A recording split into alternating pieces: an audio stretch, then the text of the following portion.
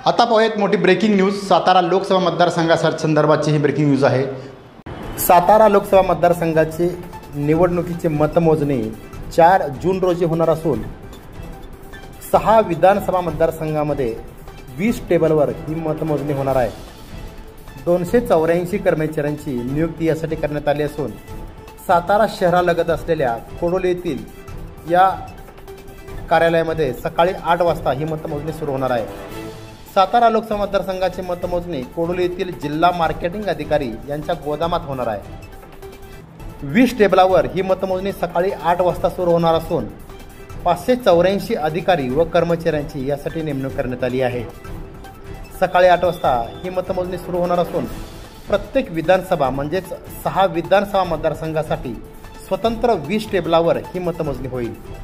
यासाठी सर्व तयारी पूर्ण झाली असल्याची माहिती जिल्हाधिकाऱ्यांनी दिली आहे। सातारा लोकसभा मतदारसंघाची मतमोजणी सुरू होण्यासाठी महत्त्वाचे म्हणजे अत्यंत चांगलं नियोजन करण्यात आलं आहे। भाजपचे उमेदवार खासदार उदयनराजे भोसले यांच्या विरुद्ध राष्ट्रवादीचे शरद पवार पक्षाचे उमेदवार आमदार शशिकांत शिंदे यांच्यासह 16 उमेदवारांमध्ये ही निवडणूक रंगणार आहे।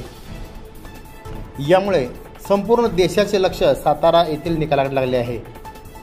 सातारा लोकसभा मतदारसंघात एकूण 63.16% इतकं मतदान झालं असून सर्वाधिक मतदान कोरेगाव विधानसभा मतदारसंघात 67.59% इतकं झालं आहे, तर सर्वात कमी मतदान पाटण विधानसभा मतदारसंघात 56.95% झालं आहे।